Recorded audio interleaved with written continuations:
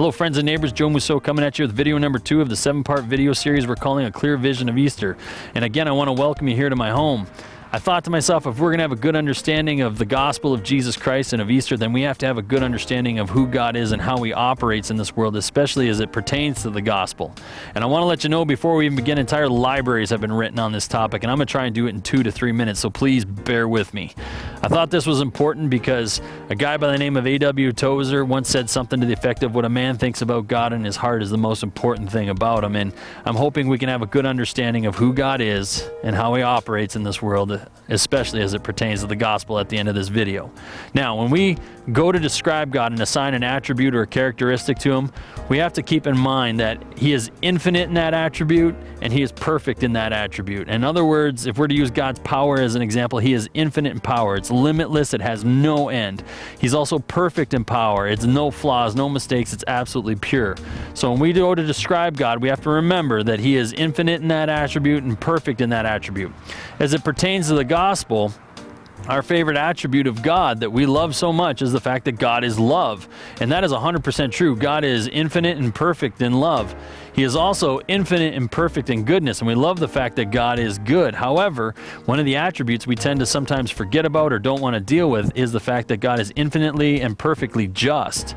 Now, I've heard people say something to the effect of, well, I don't know if I can serve a God who would punish people by sending them to hell. Well, first of all, that's absolutely irrelevant because neither you nor I have any say in the deal. That's completely up to God and not to us. But second of all, in order for God to be perfectly loving and perfectly good, he has to be perfectly just.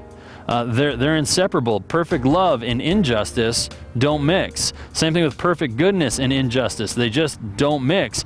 In order for God to be perfectly loving, he has to be perfectly just. And in order for God to be perfectly good, he has to be perfectly just. Now, I want you to imagine with me that you have someone you love very, very much, a parent, a friend, and I want you to imagine with me that someone comes in and kills them in cold blood, and the police arrest them, and they take them, and they stand before the judge. You would want justice for that. You would want that person to pay for their crime.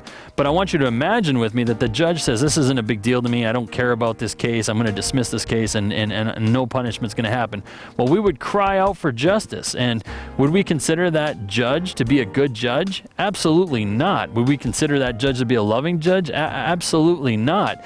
The judge, a good judge and a loving judge actually enforces the law as it is written and deals out the punishment as he's supposed to. Well, the thing is, all sin has to be punished, and the only punishment that is acceptable for sin is death. And this is where the most famous Bible verse in the entire world comes into play.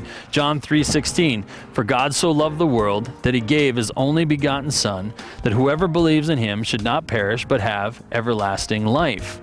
Now, what does that mean? Well, God loved the world and he gave his Son so that we would not die.